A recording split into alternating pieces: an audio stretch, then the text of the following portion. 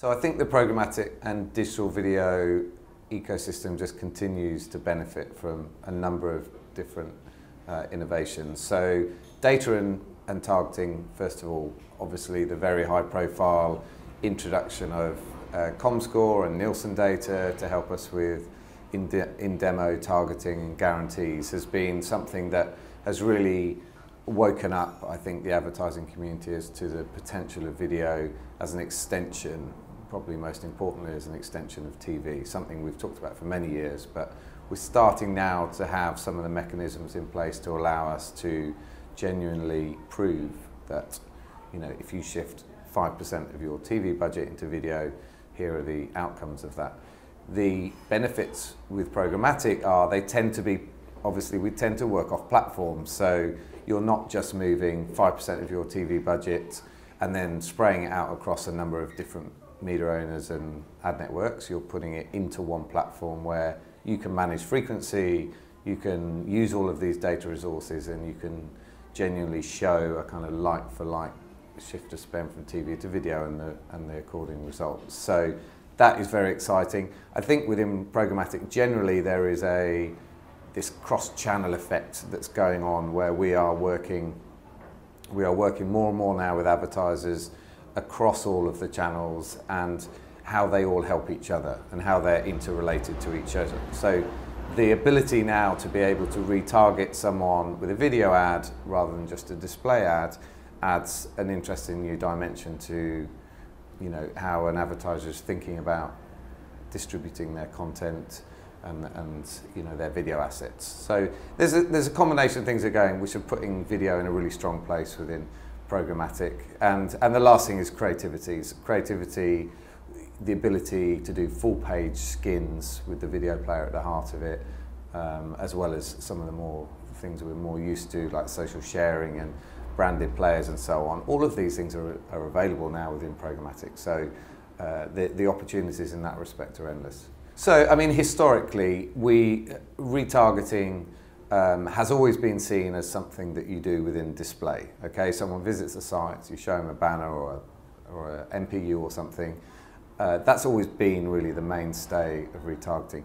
I think what's interesting is even the words retargeting have this kind of performance DR feel about them. Whereas if you were to swap those words to when you're talking to an advertiser into something more of a, you know, how can you extend your dialogue with your consumers, then suddenly video plays a different role. I mean, many advertisers now are creating lots of different assets within video and not just the TV ad. And so the ability to say, well, okay, you watched our ad on YouTube, for instance, our video piece of content there, we can now follow that person, and if they were, for instance, to have liked that piece of video content, we can follow that person knowing they liked that first one, and we can show them a second or a third piece of content. So we can truly do the sequential part of the equation. But it's not just about, you know, people often talk about sequential targeting, but it's really just about the ability now to say, look, if someone's been to the site, we might decide that, you know, maybe they're not going to buy something in this moment, but that doesn't stop us to continuing to build the brand, and video content is a way of helping us do that. So Cannes is obviously, as I think we said previously, is being invaded by the sort of technology and ad tech programmatic partners, and every year they become more prominent. So, you know, I fully expect to see many of the big names out there. And as far as video is concerned, you know, I think we associate Cannes with quality, right, and award-winning work and so on. And I think it's an interesting discussion around video that, unfortunately, we have our premium publishers who actually are set to benefit from programmatic, right? It's an opportunity for them to continue to grow their reach and have more and more buyers for their quality inventory. Unfortunately, I think the subject is tainted by issues of, you know, ad fraud, poor quality inventory, and that continues to come up time and time again.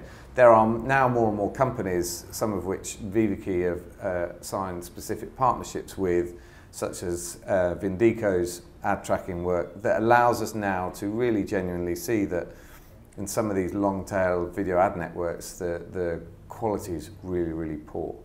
The issue we have in this area is that, and I think we're all to blame, advertisers, auditors, agencies, we're all complicit to some extent in this problem, because we are consistently measured on reducing CPMs. An auditor's benchmark is you must reduce the CPM. That's a sign of success.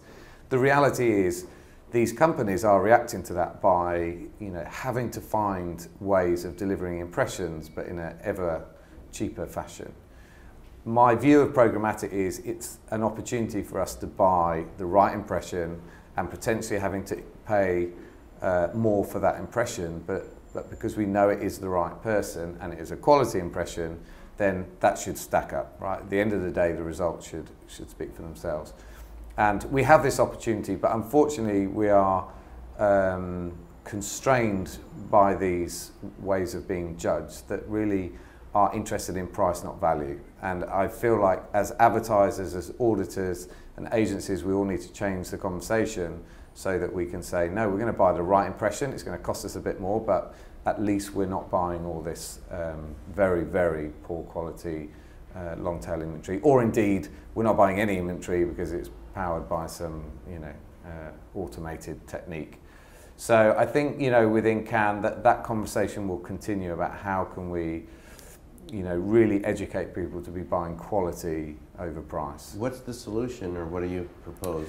Well, I think, as with all of the things in this space, technology is the solution. So the answer is we have to categorically prove that if you're buying from some of these companies, we have to be able to, through technology, prove that you're really buying either unseen inventory or technically generated clicks, or just very, very poor quality inventory. So as with all these things, technology will have to be the benchmark. I mean, I think the programmatic video is now very much marching into what I would describe as sort of full RTB, as opposed to the sort of hybrid models that exist, where you buy impressions up front in a normal fashion, but then they're allocated to a particular brand or advertiser. True RTB in programmatic, I think premium companies are definitely moving into that space. Now, to what extent they release inventory into that, so you could have a very significant brand engaging in RTB, but they might still be releasing not their, for the sake of argument, homepage, video player inventory, or the TV stations, the broadcasters are still being very careful about how they engage.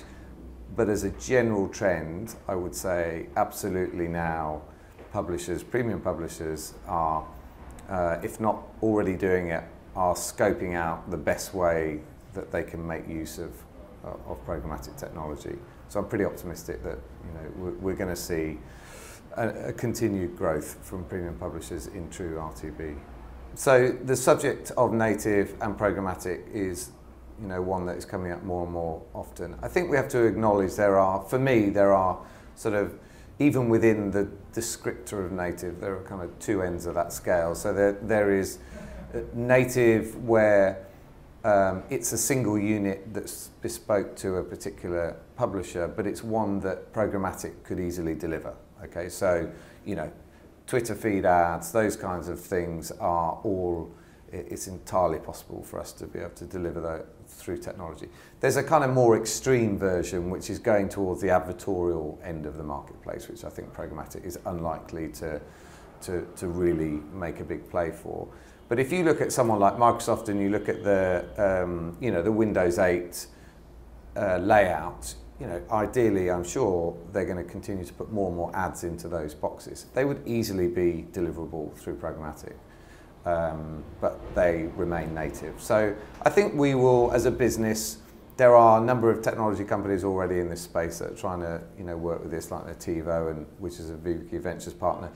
But I think we will see technology picking off those that are most easily deliverable, and so yes, native will be programmatic, and then we will see, as we do with all digital right now, there'll be other areas that maybe we can't handle just yet and are very bespoke in their design, which will be sold direct.